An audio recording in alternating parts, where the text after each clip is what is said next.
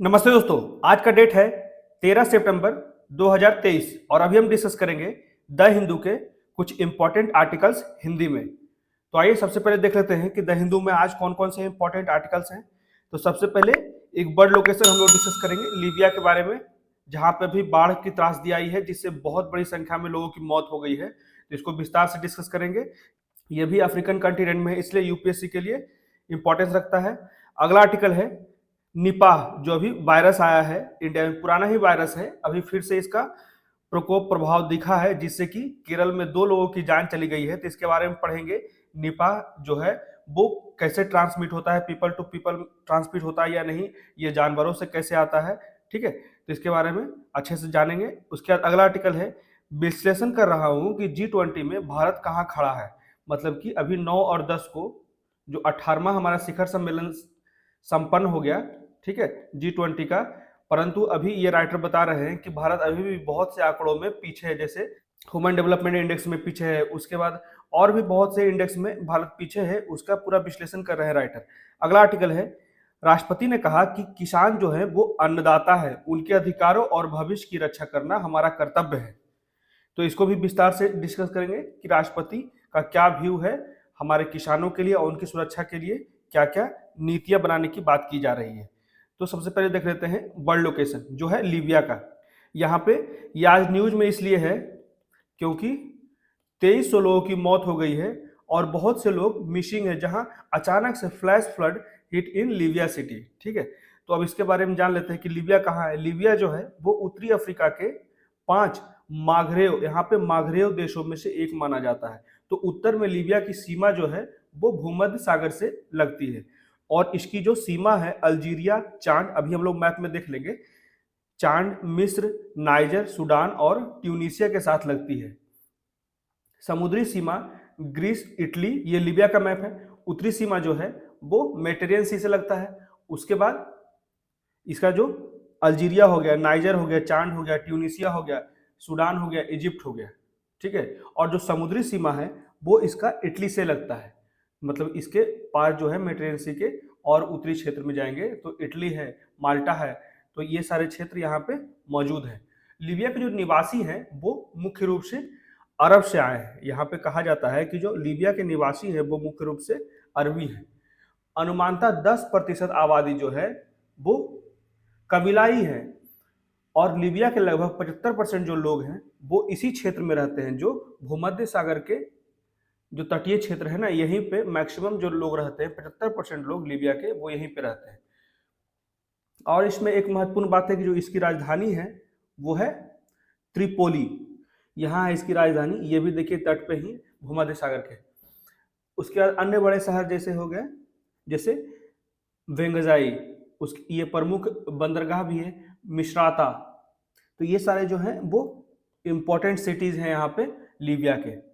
अब देख लेते हैं इस मैप में कुछ चीजें, जैसे कि यहाँ पे लीबिया में ये याद रखिएगा ओवारी डेजर्ट है, ये बहुत ही इंपॉर्टेंट है, ओवारी डेजर्ट।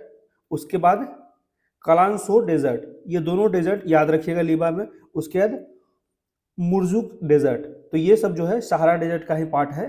तो ये तीनों बहुत ही इंपॉर्टेंट है, इसलिए इसको याद रखिएगा।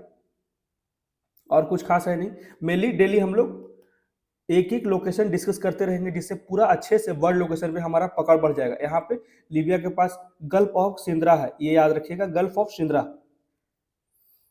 अब आगे बढ़ते हैं और अगला आर्टिकल देख लेते हैं। ये निपाह जो अभी वायरस का प्रकोप आया है केरला में, तो Nipah breaks out again in Kerala, claims 2 lives, मतलब कि 2 व्यक्तियों की जान चली गई है निपाह वायरस के कारण। तो यहाँ पे राइटर के द्वारा कहा जाता है कि केरल में जो है निपाह का खौफ फिर से लौट आया है और कोझीकोड जो जिला है केरला का, वहां इस वायरस का संक्रमण से 2 लोगों की मौत हो गई है। तो केंद्रीय स्वास्थ्य मंत्री जो है मनसुख मंडाविया, ठीक है, मनसुख मंडाविया जो है ने मंगलवार को मौत की पुष्टि की, जो चमगादड़ या सुअर जैसे जानवरों से इंसानों और इंसानों से इंसानों में भी फैलने वाले वायरस हैं। जो दोनों व्यक्ति थे वो 40 साल के और 44 साल के थे। 30 अगस्त और 11 अगस्त को इन दोनों की मृत्यु हो गई। तो दूसरे मरीज जो 9 साल का बच्चा है और उसके 24 साल के रिश्तेदार का इलाज चल रहा है जो संक्रमित हैं इस वायरस से। तो बच्चे की हालत भी गंभीर बताई जा रही है। अब इसके बारे में हम लोग विस्तार से देख लेते हैं कि निपाह जो है वायरस वो है क्या। तो निपाह वायरस है, यह जूनोटिक वायरस कहा जाता है, मतलब कि यह जानवरों से इंसानों में फैलता है। यह पहली बार 1998 में और 1999 में मलेशिया और सिंगापुर में फैला। यह पहली बार घरेलू सुअरों में दिखाई दिया था और कुत्तों, बिल्लियों, बकरियों, घोड़ों और भेड़ों, जिसे हम लोग मेनली जिसके जो इंसानों के समाज के आसपास रहता है, ठीक है, जहाँ पे इंसान रहते हैं उसी के आसपास ये सारे जीव जंतु दिखाई देते हैं। तो इनमें सहित घरेलू जानवरों की कई प्रजातियों में भी इस वायरस के अनेक संकेत पाए गए थे। तो यह वायरस जानवरों से लोगों में फैलता है और दूषित भोजन के माध्यम से या सीधे एक व्यक्ति से दूसरे व्यक्ति में भी फैल सकता है। फलों के चमगादड़ों को वायरस का प्राकृतिक भंडार माना जाता है, मतलब कि चमगादड़ से ही ये वायरस की उत्पत्ति होती है, ऐसा माना जाता है। इसके लक्षण क्या क्या हैं? तो लक्षणों में तीव्र एंसेफ्लाइटिस और श्वसन संबंधी बीमारियां शामिल हैं। श्वसन संबंधी समस्याएं हो जाती है और तीव्र एंसेफ्लाइटिस हो जाती है। इसके रोकथाम के लिए क्या है? तो वर्तमान में मनुष्यों और जानवरों दोनों के लिए कोई टीका उपलब्ध नहीं है। ये बहुत अच्छा पॉइंट है, इसका ऑप्शन बनाया जा सकता है कोई भी एग्जाम में। निपाह वायरस से संक्रमित मनुष्य को गहन सहायक देखभाल दी जाती है। तो ये क्लियर हो गया निपाह वायरस के बारे में, जितनी चीजें थी इंपॉर्टेंट मैंने सारा चीज डिस्कस कर लिया। अब अगला आर्टिकल देख लेते हैं, analyse where India stand in G20। यहां पे कहा जाता है राइटर के द्वारा कि विश्लेषण कर रहा हूं कि G20 में भारत कहां खड़ा है। तो यहाँ पे 9 और 10 को भारत ने नई दिल्ली में 18वें शिखर सम्मेलन की मेजबानी की, जिसका विषय था one earth one family one future, मतलब कि एक पृथ्वी, एक परिवार, एक भविष्य। इसमें खाद्य सुरक्षा, जलवायु परिवर्तन, ऊर्जा का विकास, उसके बाद स्वास्थ्य देखभाल और डिजिटलीकरण पे बहुत ज़्यादा ध्यान दिया गया। ये महत्वपूर्ण मुद्दे थे G20 के शिखर सम्मेलन में। उसके बाद आर्थिक और वित्तीय मामलों में पर चर्चा के लिए भी गठित की गई थी वैश्विक मंच। शिखर सम्मेलन सफलतापूर्वक संपन्न हुआ क्योंकि भारत ने G20 की अध्यक्षता अब ब्राजील को, इससे क्लियर हो जाता है कि जो अगला जो प्रेसिडेंसी होगा G20 का वो ब्राजील के द्वारा किया जाएगा अगले साल। ये रोटेट होता रहता है, ठीक है। अगला जो भारत का आएगा वो नेक्स्ट 20 वर्षों के बाद आएगा, मतलब कि 2043-44 में आएगा, ठीक है। तो यह विश्लेषण अपने साथी G20 सदस्यों की तुलना में विभिन्न सामाजिक आर्थिक मैट्रिक्स, मतलब कि अल्प मात्रा में हाल के दशकों में भारत के प्रदर्शन का मूल्यांकन करता है। मतलब ऐसा कहा जाता है राइटर के द्वारा कि जो यह विश्लेषण है अपने साथी G20 सदस्यों की तुलना में विभिन्न सामाजिक आर्थिक मैट्रिक्स, यहाँ पे कहा जाता है ना various socio economic metrics comparison to its fellow जो G20 मेंबर्स थे। तो यहाँ पे भारत का मूल्यांकन किया जा रहा है, भारत के प्रदर्शन का मूल्यांकन किया जा रहा है। G20 के सदस्यों की संख्या जैसे 20 थी अब 21 हो गई है, AU जुट गया है, मतलब कि अफ्रीकन यूनियन। तो जैसे एक बार देख लीजिए इसके मेंबर, जैसे भारत हो गया, ऑस्ट्रेलिया हो गया, चीन हो गया, इंडोनेशिया, जापान, दक्षिण कोरिया, उसके बाद फ्रांस, जर्मनी, इटली, रूस, तुर्की, यूनाइटेड किंगडम, इसमें कनाडा भी है। उसके बाद यूरोपियन यूनियन, अर्जेंटीना भी है, ब्राजील, मैक्सिको, कनाडा, USA, दक्षिण अफ्रीका और सऊदी अरब। तो मुख्यतः लगभग जितने भी इंपॉर्टेंट कंट्री है वर्ल्ड के वो G20 के हिस्सा हो चुके हैं और इंक्लूड हो गया है अफ्रीकन यूनियन जिसमें 55 मेंबर्स हैं। अब इसको चार्ट के द्वारा हम लोग डिस्कस कर लेते हैं। जैसे इसमें कहा जाता है चार्ट एक में क्या दर्शाया गया है, तो 1970 और 2022 के बीच 19 क्षेत्रों को दर्शाया गया है, जिसमें 18 देशों और यूरोपियन यूनियन शामिल है। तो उन देशों के प्रति व्यक्ति सकल घरेलू उत्पाद की तुलना की जाती है। यहाँ पे कहा जाता है ना कि the chart compares the GDP per capita of 19 region, जिसमें 18 कंट्री और EU है, बिटवीन 1970 एंड 2022। तो इसमें प्रति व्यक्ति सकल घरेलू उत्पाद अर्थव्यवस्था में सभी निवासी उत्पादकों द्वारा जोड़े गए सकल घरेलू उत्पाद का संयोग है, जिसे मध्य से विभाजित किया जाता है। मतलब कि GDP जो पर कैपिटा इनकम है वो is the sum of gross value added by all resident producer, जो वहां रहते हैं, in the economy divided by mid year population. तो इसमें कहा जाता है कि वर्ष 1970 में जो GDP था हमारा वो $111.97 था के साथ भारत का विश्लेषण किए गए 19 क्षेत्रों में से 18वें स्थान पे, भारत बहुत पिछड़े स्थान पे है जो अभी विश्लेषण किया गया है जीडीपी पर कैपिटा इनकम से संबंधित है, जबकि इंडोनेशिया 1970 में भारत से पिछड़ा गया था, वह 2022 तक आगे बढ़ गया। तो इंडोनेशिया जो है 2022 तक आगे बढ़ गया। भारत का जो वर्तमान का जो जीडीपी पर कैपिटा इनकम है वो $2388.62 है। ठीक है, ये इंडिया का है, याद रखिए। तो इससे ज़्यादा इंडोनेशिया का हो गया। तो इसके लिए कहा जाता है कि भारत अब वर्तमान में अंतिम स्थान पर चला गया है, जिसे सुधारने की आवश्यकता है। अब दूसरे चार्ट को एक बार देख लेते हैं। इसमें जो तुलना किया गया है 1990 और 2021 के बीच 19 देशों के मानव विकास human development index HDI index सूचकांक की तुलना की गई है।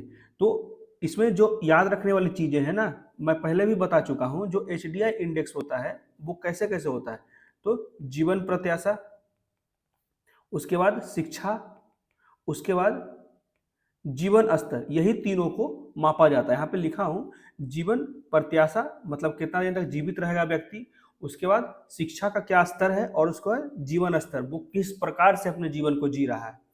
तो ग्राफ में जो एचडीआई को जीरो, मतलब जिस देश को एचडीआई में जीरो रैंकिंग मिलता है, 0 पॉइंट मिलता है, तो उसे सबसे खराब माना जाता है, और जिसको 1 मिलता है उसे सबसे बेहतर माना जाता है। भारत का जो एचडीआई है 1990 में 0.43 से सुधरकर 2021 में 0.63 हो गया। हालांकि पूर्ण रूप से प्रगति के बावजूद भारत सूची में निचले स्थान पर, सबसे नीचे स्थान पर बचा हुआ है।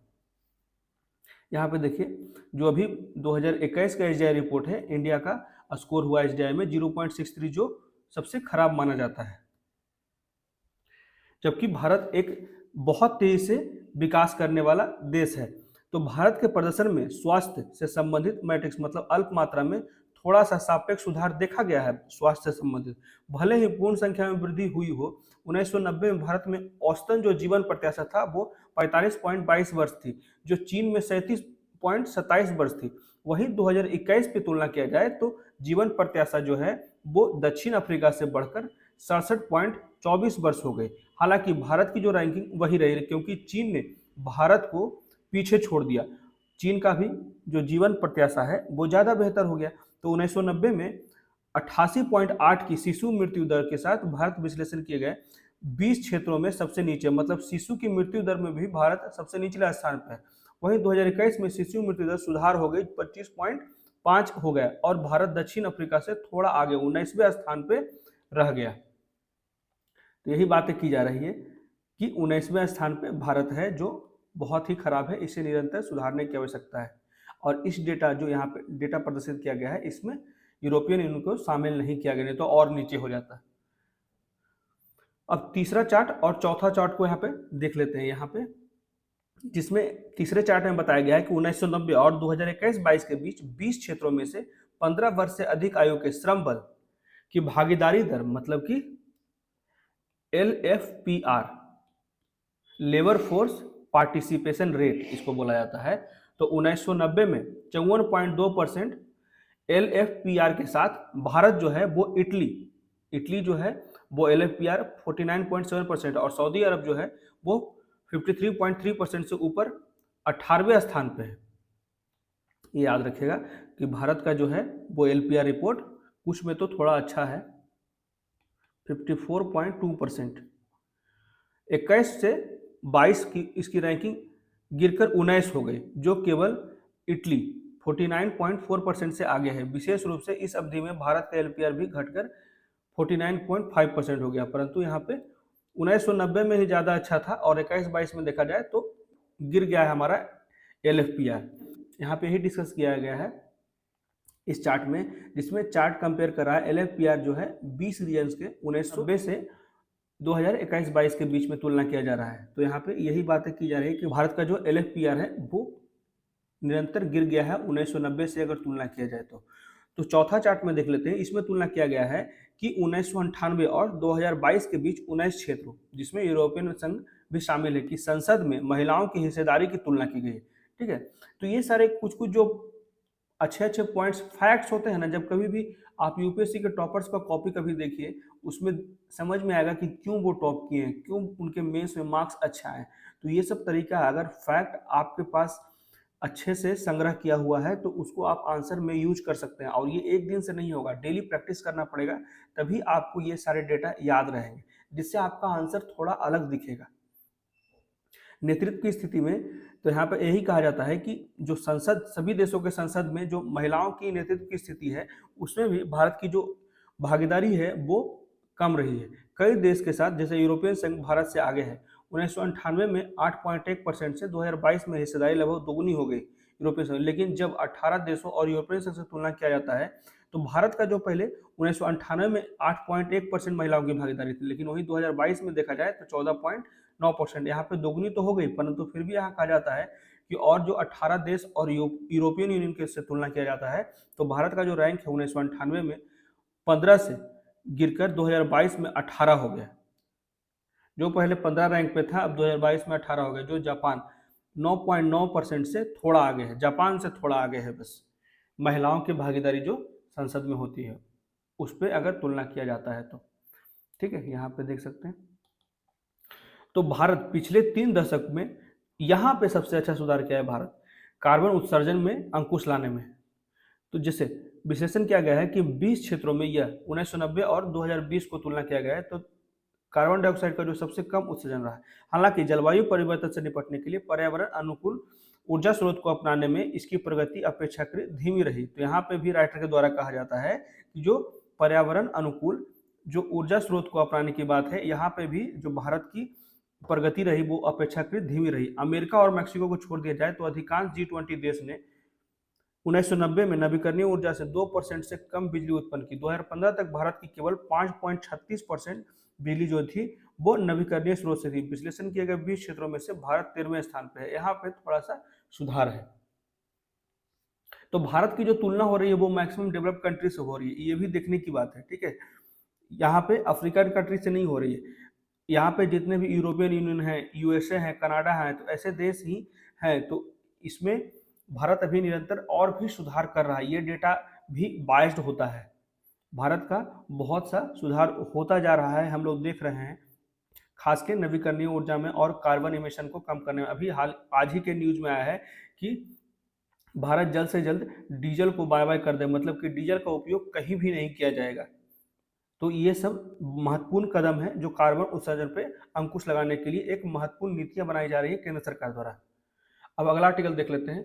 जो हमारे भारत के राष्ट्रपति हैं द्रौपदी मुर्मू, उन्होंने कहा है कि किसान जो हैं वो हमारे अन्नदाता हैं और उनके अधिकारों और भविष्य की रक्षा करना हमारा कर्तव्य है।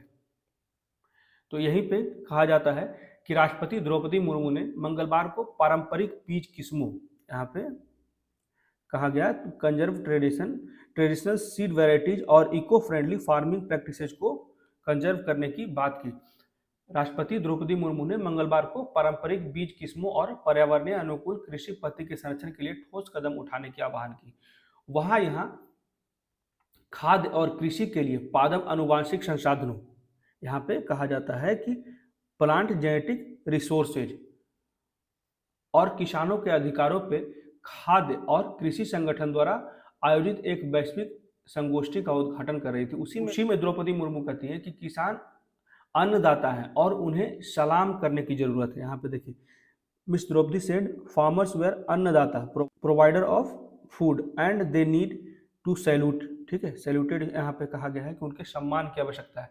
उन्होंने कहा कि किसानों के अधिकार और भविष्य की रक्षा करना हमारा कर्तव्य है। She said it was a duty of everyone to protect farmers right and futures. बहुत अच्छी बात है, क्योंकि अगर किसान नहीं होते ना तो जिस तरह से हम यहाँ पे बैठ के पढ़ रहे हैं आसानी से, आज सभी लोग बस अपने खाने के लिए ढूंढते रहते, जो हालात हमारे 1000 साल पहले थे।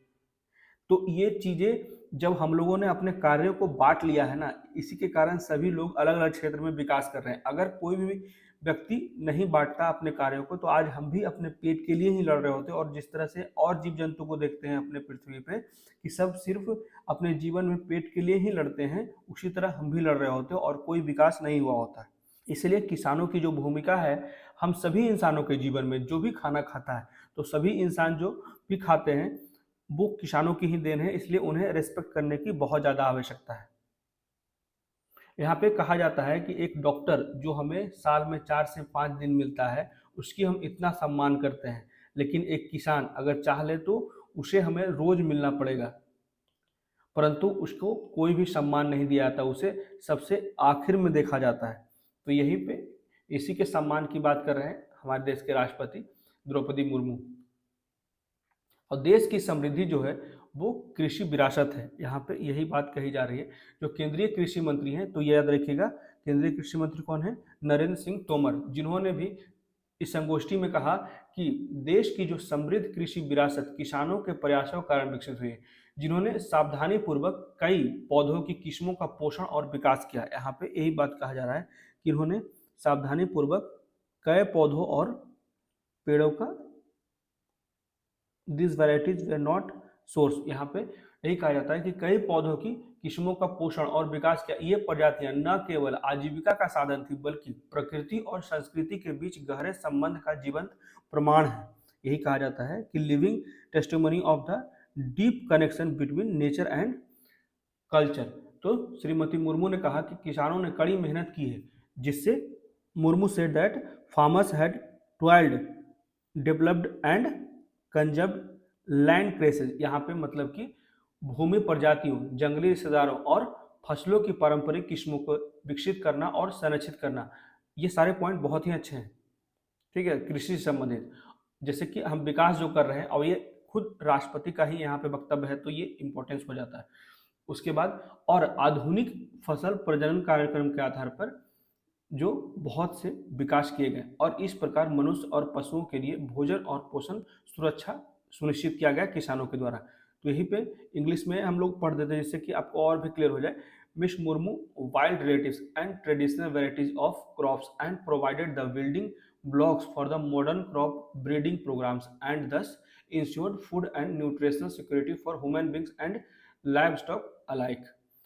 यहाँ पे यही बातें की गई है।